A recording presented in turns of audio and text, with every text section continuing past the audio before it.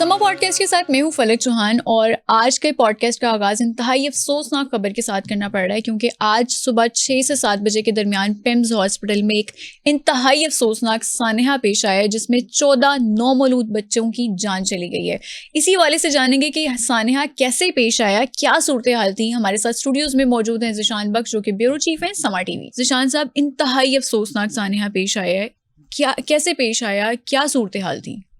अच्छा देखें, इस्लामाबाद से ये जो इंतहाई दिल दहला देने वाली खबर आज तो सिर्फ पाकिस्तान में ही नहीं दुनिया भर में बिल्कुल आग की तरह फैली, क्योंकि 14 मासूम नन्हे बच्चे अपनी जान किसी की गफलत की वजह से खो बैठे हैं। अगर इसके अंदर हम मजीद देखें तो आपने जिस तरह पूछा कि ये वाकया पेश कैसे आया, तकरीबन 6:45 पर ये वाकया रिपोर्ट होता है। ठीक है। पिम्स हॉस्पिटल का जो मदर एंड चाइल्ड यूनिट है उसका आईसीयू के अंदर आग लगने की इत्तला मिलती है और देखते ही देखते 14 मासूम बच्चे जो कि इंतहाई निगहदाश्त में थे, तिब्बी सहूलियात की वजह से बच्चों को आईसीयू में रखा जाता है। किसी को ऑक्सीजन की ज़रूरत होती है तो किसी को इंटेंसिव केयर की ज़रूरत होती है, और ये वो वार्ड है किसी भी हॉस्पिटल में जो चाइल्ड आईसीयू होता है वहां पर पेरेंट्स को भी जाने की इजाजत नहीं होती। वालिदैन भी आईसीयू में सिर्फ और सिर्फ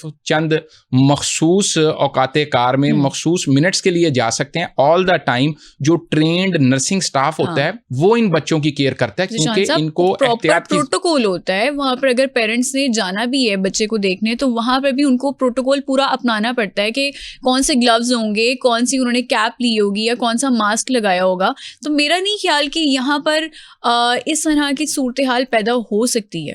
अच्छा देखें, सूरत हाल जो भी पैदा हुई, यहाँ पर सबसे बड़ा बुनियादी सवाल ये है कि जिस वक्त 6:45 पर आग लगी, अगर ये आईसीयू का अमला जो था वो उस वक्त कहाँ मौजूद था? 2 वहाँ पर फीमेल डॉक्टर्स बताई जा रही हैं जिनकी वहाँ पर ड्यूटी थी, फिर उनके साथ नर्सिंग स्टाफ था, उसके बाद यकीनन सिक्योरिटी स्टाफ था।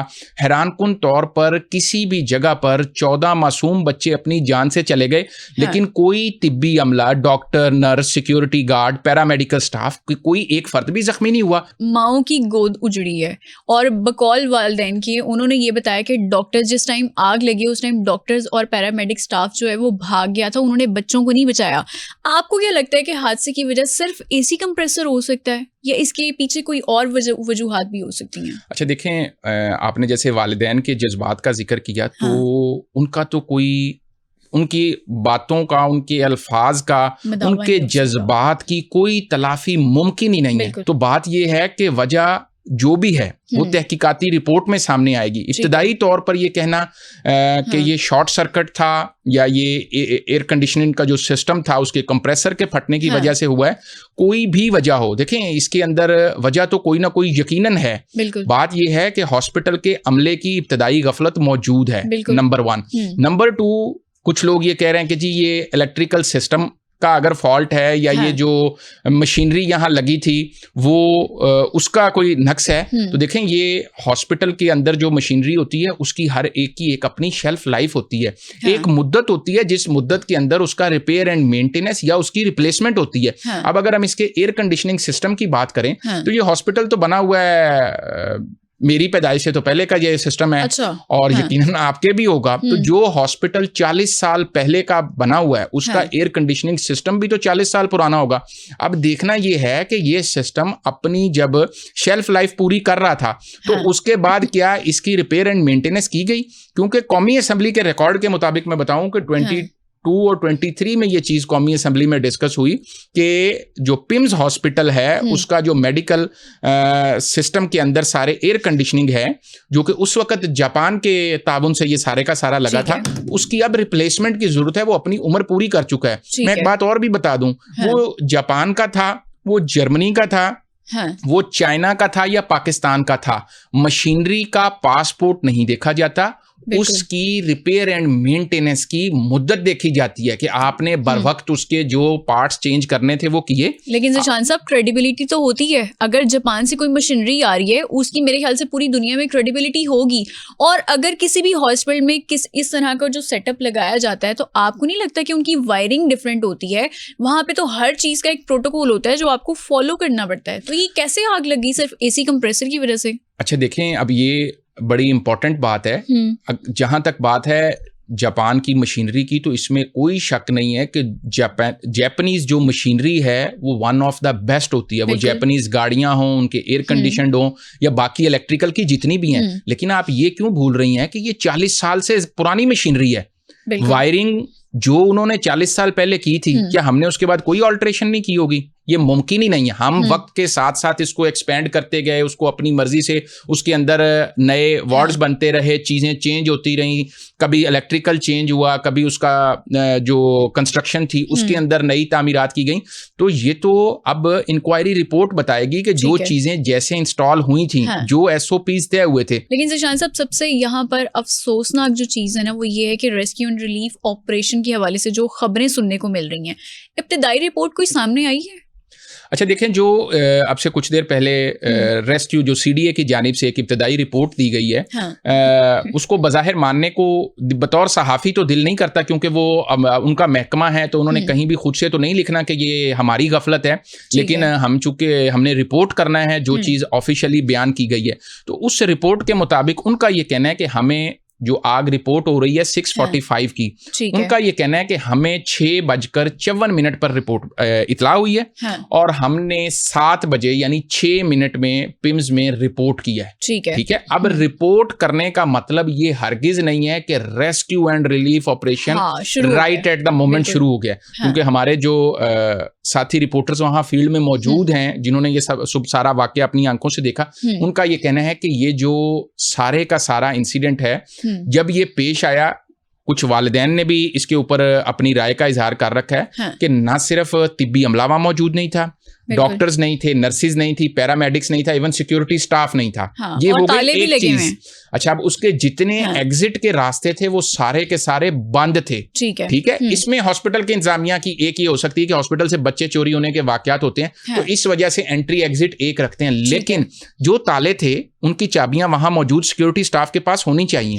یہی نہیں, جو عینی شاہدین ہیں ان کا کہنا ہے کہ چونکہ وہاں پر کنسٹرکشن کا کام بھی ہو رہا تھا, ان سے انہوں نے ہتھوڑے لیے, کھڑکیوں کے شیشے توڑے تاکہ دھواں باہر نکلے, تو کسی نہ کسی کو ریسکیو کیا جائے. اور رہی بات جو آپ نے رپورٹ پوچھی, تو رپورٹ میں بتایا جی ریسکیو نے 17 افراد کو وہاں سے باحفاظت ایویکویٹ کیا ہے. چلیں جی, اچھا آپ نے 17 لوگوں کو تو کر لیا, یہ تو وہ رپورٹ ہے نا, لیکن دیکھنا یہ ہے کہ جس جگہ آگ لگی وہاں جو معصوم تھے, یہ 17 تو چل کے بھی باہر آ سکتے تھے, اس قابل تھے, کچھ نہ کچھ سفوکیشن میں وہ سروائیو کر سکتے تھے. لیکن وہ جو بچے جو دوسری سانس کے لیے بھی اس آکسیجن مشین کے محتاج تھے یا اس طبی عملے کی پراپر کیئر کے محتاج تھے, تو دیکھنا یہ ہے کہ اس سارے سسٹم کے اندر پہلے جو چند منٹ تھے, چند سیکنڈ تھے, فرسٹ آف آل آگ لگنے کی رپورٹ کب ہاسپٹل سے ریسکیو کو گئی, سیکنڈری انہوں نے اپنے اسٹیشن سے موو کب ہوئے, تھرڈلی وہ یہاں پہنچے کب پمز میں, چوتھے نمبر پر انہوں نے ریسکیو آپریشن سٹارٹ کب کیا, 5ویں نمبر پر انہوں نے اس آپریشن کو مکمل کب کیا. میں ایک اور چیز بتا دوں, پمز سے 3 منٹ کی دوری پر قریبی ریسکیو اسٹیشن ہے سی ڈی اے کا, 6 منٹ میں یہ کیوں پہنچے, اس سوال کا جواب کون دے گا؟ اب تو وہ آفس صبح 6 بجے 7 بجے کون سا ٹریفک جام, وہ بھی چھٹی کے دن, بہانہ بھی نہیں ہو سکتا. کوئی بہانہ یہاں قابل قبول نہیں ہے. صرف اور صرف تحقیقاتی رپورٹ اور تحقیقاتی رپورٹ بنانے والوں کو یہ دیکھنا ہے کہ سیکنڈ ٹو سیکنڈ اس کی پوری جامع انکوائری کی جائے کہ کب, کہاں, کیا اور کیسے ہوا. ٹھیک ہے, تمام سوالات کے جواب اس میں آگے ہمیں ملیں گے. ذیشان صاحب, پمز ہاسپٹل والا جو سانحہ جو آج پیش آیا ہے, اس کے علاوہ ماضی میں بھی ایسے بہت سارے کیسز رپورٹ بھی ہوئے ہیں, وہ تھوڑے ہمارے ناظرین کو بتائیں کہ کون کون سے کیسز کیسے کیسے رپورٹ ہوئے تھے. اچھا دیکھیں, ہاسپٹلز میں تو بہت سے واقعات آئے دن رونما ہوتے رہتے ہیں. اگر میں سب سے پہلے صرف ریلیٹ کروں آگ لگنے کا واقعہ, تو مجھے یاد ہے آج سے تقریباً 12 یا 14 سال پہلے, 14 سال ایگزیکٹلی 2012 کی بات ہے, جب لاہور کے سروسز ہاسپٹل میں آگ لگی تھی. ٹھیک ہے, اور اس میں غالباً 7 بچے جاں بحق ہوئے تھے. ٹھیک ہے, تو آپ یہ دیکھ لیں کہ 14 سال بعد بھی اس وقت بھی ایک انکوائری ہوئی تھی, انکوائری رپورٹ بھی بنی تھی, ٹھیک ہے, اور ذمہ داران کے خلاف کارروائی کا فیصلہ بھی ہوا, جو کہ کسی نہ کسی سٹیج پر کچھ معطلیاں, کچھ کے تبادلے, کچھ کو نوکریوں سے نکالنے تک گئی ہوگی, لیکن ہم سسٹم ڈیولپ نہیں کر سکے. آج 14 سال بعد بھی اس وقت 7 بچے اگر جاں بحق ہوئے تھے تو آج 14 بچے جاں بحق ہو رہے ہیں. یعنی ہمارے ہاں سسٹم کی ڈیولپمنٹ پر کوئی فوکس نہیں ہے. ہمارا جو سارے کا سارا نظام ہے وہ صرف اور صرف وقتی طور پر آئی واش پر فوکس ہے. اور اگر اس سے ہٹ کر کچھ ہاسپٹلز کے دیگر واقعات میں آپ کو بتاؤں تو کچھ عرصہ قبل آپ نے سنا ہوگا سرگودا میں چوہوں کے کاٹنے سے بچوں کی ڈیتھ ہوئی تھی, نومولود بچے, شیرخوار بچے. اسی طرح پاک پتن کے ایک ہاسپٹل میں بچوں کی ملٹیپل ڈیتھس رپورٹ ہوئی تھی, جس کے بعد ہیلتھ ڈپارٹمنٹ نے اور وزیر اعلیٰ پنجاب مریم نواز نے انکوائری رپورٹ بھی بنائی اور کچھ اقدامات کیے. اسی طرح اگر آپ سندھ میں دیکھ لیں تو حال ہی میں HIV پھیلنے کے جو سرنج کے استعمال کے واقعات رپورٹ ہوئے ہیں. تو یہ ہمارا سارے کا سارا جو ہیلتھ سسٹم ہے وہ ری ویمپ مانگتا ہے. پورے سسٹم کو از سر نو دیکھنے کی ضرورت ہے. اس کے اوپر خالی وزیر اعظم کا نوٹس ہو جانا, سیکٹری صحت اسلم غوری صاحب کو جو ہیں عہدے سے ہٹا دینا اور رپورٹ کے بعد کچھ مزید لوگوں کو ہٹا دینا, یہ کافی نہیں ہوگا. لیکن ذیشان صاحب انکوائری کافی ہے اس سب سانحے کے بعد, ذمہ دار کون ہے؟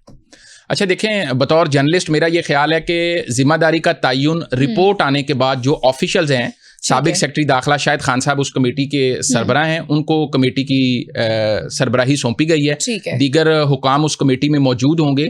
یہ تو اس کمیٹی نے تعین کرنا ہے کہ اس سارے واقعے کے اصل ذمہ دار کون ہیں, کیونکہ شارٹ سرکٹ سے آگ لگتی رہتی ہے, پلازوں میں لگتی ہے, بلڈنگز میں لگتی ہے, گھروں میں لگتی ہے, یہ ایک معمول کی چیز ہے. لیکن انفراسٹرکچر الگ ہے نا ہاسپٹل کا. اب اگلی بات میں وہی کرنے لگا ہوں کہ ہاسپٹل کے اندر فائر بریگیڈ کتنی دیر سے پہنچی, یہ بات ہم بعد میں ڈسکس کر لیں گے. وہاں پر بھی تو فائر ایکسٹنگوشر موجود ہوتے ہیں. کوئی اس بات کا تو جواب دے کہ جو پمز کا میڈیکل سٹاف تھا, جو سیکیورٹی سٹاف تھا, جو ان کا طبی عملہ تھا, ان کی آخری دفعہ کوئی بتائے ذرا کہ فل ڈریس ریہرسل کب ہوئی تھی, کب ان لوگوں نے پریکٹس کی تھی کہ اگر کوئی آگ لگ جائے تو ہنگامی طور پر کیسے بیہیو کرنا ہے, کیسے ریئیکٹ کرنا ہے, بچوں کو ایویکویٹ کیسے کرنا ہے, ٹھیک ہے. اور اس آگ کو بجھانے کے لیے اب جو عینی شاہدین ہیں ان کا کہنا ہے کہ وہاں پر جو اکوپمنٹ موجود تھا وہ اکوپمنٹ بھی فنکشنل نہیں تھا. وہاں پر جو واٹر کے ہائیڈرنٹ موجود تھے وہ بھی فنکشنل نہیں تھے. اور ایک چیز اور مجھے یہ بتائیں کہ یہ جو ہاسپٹل ہے, آپ کو پتا ہے اس کا بجٹ کتنا ہے؟ اپروکسیمیٹلی 10 ارب روپے اس کا سالانہ بجٹ ہے. اچھا, یہ اسلام آباد کا وفاقی دارالحکومت کا سب سے بڑا سرکاری ہاسپٹل ہے, جس کے اندر میں آپ کو بتاؤں خیبر پختونخوا سے, کیونکہ کے پی قریب لگتا ہے, بلوچستان سے, اور عموماً سندھ سے بھی بعض کیسز ریفر کیے جاتے ہیں. یہ نیشنل ریفرل ہاسپٹل کے طور پر بھی استعمال ہوتا ہے. اور اگر یہ 10 ارب آپ کسی بھی پرائیویٹ ہاسپٹل کو دیں, میرا یہ خیال ہے تو وہ نجی ہاسپٹل اس سے 10 گنا اچھی صحت کی سہولیات دے سکتا ہے. اور ایک چیز اور, یہاں پر آتے ہیں وہ لوگ جو افورڈ نہیں کر سکتے, جو صاحب استطاعت ہوتے ہیں, وہ بڑے بڑے پرائیویٹ ہاسپٹلز میں چلے جاتے ہیں. یہ جتنے لوگ ہیں یہ 5-10 کی پرچی پہ اپنا علاج کروانے والے ہیں. تو حکومت کو یہ دیکھنا ہے کہ ہماری جو عام عوام ہے ان کی صحت کی سہولیات کے لیے جو اقدامات کیے جا رہے ہیں, یہ جو اربوں روپے کا فنڈ ہے, یہ کہاں جا رہا ہے, کیا یہ صحیح جگہ پہ لگ رہا ہے؟ ذیشان صاحب, یہاں پر میں ایک اور بھی پوائنٹ ریز کرنا چاہوں گی کہ پچھلے ہفتے یا چند روز پہلے کی ہی بات ہے کہ عمران خان کا علاج بھی پمز ہاسپٹل میں کروایا گیا تھا, ٹیسٹ ہوئے تھے, اور اس ٹائم پہ یہ بات بھی منظر عام پہ آئی تھی کہ PIMS hospital state of the art hospital ہے اور یہاں پہ سب پروٹوکولز فالو کیے جا رہے ہیں. لیکن کچھ دن پہلے نیشنل اسمبلی میں بھی یہ بحث ہوئی تھی کہ 3 مشینری خراب ہے. اس حوالے سے ذرا بتائیے گا. اچھا دیکھیں, یہ دونوں بڑے اہم پوائنٹ ہیں. کوئی بھی قیدی کسی بھی جیل میں ہو, اس کو علاج کے لیے اکارڈنگ ٹو دا بک سرکاری ہاسپٹل میں لے جایا جاتا ہے, ٹھیک ہے. عمران خان کے حوالے سے ان کی فیملی اور ان کے وکلاء کے کہنے پر ہماری جو سپریم کورٹ ہے انہوں نے احکامات دیے تھے کہ ان کو نجی ہاسپٹل شفا میں لے جایا جائے. لیکن اس کے برعکس حکومت نے ایٹ دا 11th hour اپنا پلان چینج کرتے ہوئے ان کو پمز لے جایا گیا. اب یہاں پر ایک بہت بڑا سوالیہ نشان ہے کہ اس ہاسپٹل میں آپ ملک کے سابق وزیر اعظم کو رات گئے بغیر کسی کو بتائے, ان کا جو ذاتی ڈاکٹر معالج تھا ڈاکٹر فیصل سلطان, ان کو آپ نے بھیج دیا شفا میں, اور عمران خان کو لے کر آپ آ گئے پمز میں. اگر آپ کی پہلے سے ہی پلان تھا پمز لے جانے کا تو ڈاکٹر فیصل سلطان کو بھی پمز لے آتے ساتھ, ان کی موجودگی میں میڈیکل بورڈ بنا لیتے. ٹھیک ہے, ہاسپٹل چینج کیا تھا لیکن تمام پروٹوکول تو عدالتی احکامات تھے وہ تو مکمل فالو ہو جاتے. لیکن یہاں پر جو دوسرا سوال ہے, پچھلے 3 دن سے آپ دیکھیں کہ ہمارے جو وفاقی وزراء ہیں, جو حکومت کے نمائندے اور ترجمان ہیں, وہ پمس کی مکمل تعریفیں کر رہے ہیں, بتا رہے ہیں جی state of the art hospital ہے, تمام سہولیات موجود ہیں, سب کچھ یہاں پر موجود ہے. تو میرا خیال ہے کہ ان سب کے لیے یہ ایک مکافات عمل بھی ہے. آپ یہ دیکھیں کہ جن چیزوں کا وہ دعویٰ کر رہے تھے, وہ اب یہاں پر کیا جواب دیں گے کہ اگر ساری سہولیات تھیں, مان لیا سب کچھ ہے, تو اللہ نہ کرے کوئی حادثہ یا کوئی ایسا واقعہ بالکل سابق وزیر اعظم کی وہاں موجودگی میں کسی وارڈ میں پیش آ جائے, تو اللہ نہ کرے پھر کون کس کو کیا جواب دے گا. یہ بہت اہم نقطہ ہے. اور اس کو لے کر قومی اسمبلی میں جب سب لوگ تعریفیں کر رہے تھے کہ جی وہاں پر مشینری بھی ہے, کارڈک کا بھی ہے, باقی بھی آئی اسپیشلسٹ بھی ہیں, تو مان لیا سب کچھ ہے. تو جن معصوم بچوں کی جانیں آج گئی ہیں, ان کے ذمہ داران کو کڑی سے کڑی سزا ملنی چاہیے, یا ان کو صرف اور صرف معطلی اور نوکری سے برخاستگی تک چھوڑ دینا چاہیے؟ بالکل ایسے ہی ہے. ذیشان صاحب, پمس ہاسپٹل کب بنا, کتنا پرانا ہے, اس کی بنیاد کب رکھی گئی, تھوڑا سا یہ بھی بتائیے گا. اچھا دیکھیں, یہ جو پمس ہاسپٹل ہے اس کا منصوبہ 1960s میں سامنے آیا تھا, لیکن اس کی جو باقاعدہ تعمیر کا آغاز ہے وہ 1980 کے اوائل میں کیا گیا تھا. ٹھیک ہے, اور یہ 85-86 میں جا کر کمپلیٹ ہوا, اور باضابطہ طور پر جو یہ فنکشنل ہوا 1987 میں اس وقت کے جو وزیر اعظم تھے محمد خان جنیجو صاحب, انہوں نے پمس کا باقاعدہ افتتاح کیا, اور یہ جاپان کے تعاون سے بنا تھا. ٹھیک ہے, منصوبہ 40 سال پرانا ہے, بلڈنگ 40 سال پرانی ہے, عمارات پرانی ہو سکتی ہیں, لیکن فائر سیفٹی آڈٹ تو 2026 کا ہو سکتا ہے. بالکل. اس منصوبے کے اندر آج کے دور کا جدید فائر سیفٹی سسٹم کیوں موجود نہیں تھا؟ یہاں کا جو ایگزیکٹو ڈائریکٹر ہیں, جو یہاں کے چیف ایگزیکٹو ہیں, انہوں نے کیوں اس چیز کو میک شور نہیں کیا جب گزشتہ چند مہینے پہلے متعدد دفعہ اسلام آباد کے مختلف مقامات پر آگ لگی, تو یہ میک شور کروایا گیا اور حکومتی اداروں کو بتایا گیا کہ ہم نے سیفٹی آڈٹ مکمل کر لی ہے. اور ایک چیز اور فلک میں یہاں کہوں کہ ابھی بھی میں نے آپ کو 2012 کے سروسز ہاسپٹل لاہور کا واقعہ بتایا ہے, اور آج 14 سال بعد, اس وقت 7 بچے جاں بحق ہوئے تھے, آج 14 جاں بحق ہوئے ہیں. ابھی بھی اگر ہمارے وزیر اعظم محترم شہباز شریف صاحب اس انکوائری کو صرف ایک انکوائری نہ رکھیں, اس کو ایک اسٹیٹ آف دی آرٹ منصوبہ بنائیں کہ تمام ہاسپٹلز کا آج سے ہی سیفٹی آڈٹ کیا جائے, کسی بھی قسم کی غفلت اور لاپرواہی کی گنجائش کو زیرو کیا جائے, اور فائر سیفٹی آڈٹ کو میک شور کیا جائے. ایک ایسا نظام بنا دیا جائے جہاں پر ہر کسی کا پیرالل ایک نظام موجود ہو. ارلی مارننگ کوئی واقعہ ہو تو ڈاکٹر سوئے ہوئے ہیں, یا پتہ نہیں ڈاکٹر موجود بھی تھے یا نہیں تھے, گھروں میں بیٹھے تھے یا نیچے کسی جگہ بیٹھے موبائلوں کے اوپر آپس میں گپ شپ لگا رہے تھے اور موبائل پر سرفنگ کر رہے تھے. تو یہ وہ ساری چیزیں ہیں جو بہت سے سوالات کو جنم دیتی ہیں, اور میرا خیال ہے کہ ان تمام سوالوں کا جواب اس رپورٹ میں آنا چاہیے جو یہ بتائے گی کہ واقعے کے وقت ہاسپٹل کا اپنا عملہ کہاں پر تھا. ٹھیک ہے جی, بہت شکریہ. ہمارے ساتھ موجود تھے ذیشان بخش, جو کہ بیورو چیف ہیں سما ٹی وی, اور ہمارے وزیر داخلہ نے بالکل ٹھیک کہا تھا کہ سسٹم کولیپس کر چکا ہے, کیونکہ اس سسٹم میں بچے محفوظ نہیں ہیں, چاہے وہ پمس ہاسپٹل کے 14 نومولود بچے ہوں, یا پھر 5 سال کی آیت نور ہو, یا پھر 18 ماہ کی ایزل ہو. میرے خیال سے یہاں پر حکمرانوں کو اس ٹائم سوچنے کی ضرورت ہے کہ نومولود بچے ہوں یا پھر چھوٹے بچے ہوں, ان سب کو ایک محفوظ معاشرہ فراہم کیا جانا چاہیے. فلک چوہان کو دیجیے اجازت, اگلے ایپیسوڈ میں دوبارہ ملاقات ہوگی, تب تک کے لیے اللہ حافظ.